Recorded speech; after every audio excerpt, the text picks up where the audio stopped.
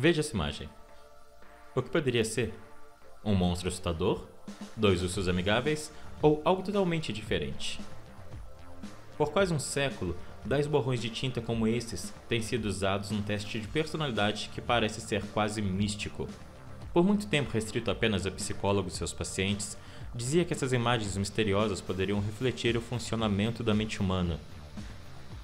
Mas o que os borrões de tinta podem nos dizer de fato e como esse teste funciona? Criado no início do século XX pelo psiquiatra suíço Hermann Rorschach, o teste não tem a ver tanto com o que vemos especificamente, mas sim com a nossa abordagem geral à percepção. Rorschach era um artista amador e fascinou-se ao perceber como a percepção visual variava de uma pessoa para outra. Ele manteve esse interesse no curso de medicina, no qual aprendeu que todos os sentidos são profundamente conectados. Ele estudou como nosso processo perceptivo não apenas registra elementos sensoriais, mas também os transforma. Quando começou a trabalhar no hospital psiquiátrico, no leste da Suíça, ele desenvolveu uma série de imagens intrigantes para compreender esse processo enigmático. Usando suas imagens borradas, Rorschach começou a fazer a mesma pergunta a centenas de pessoas saudáveis e a pacientes psiquiátricos. O que isso poderia ser?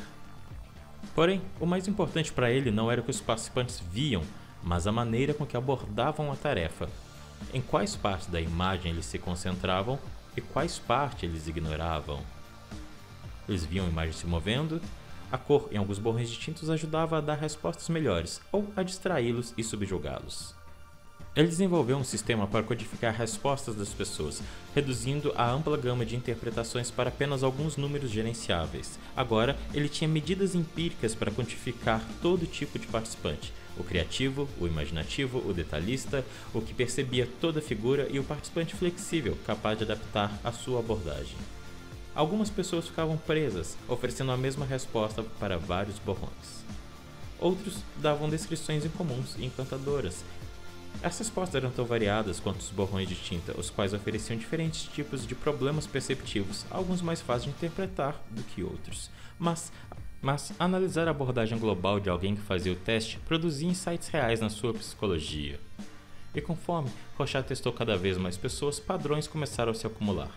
Participantes saudáveis com a mesma personalidade muitas vezes adotavam abordagens notavelmente semelhantes.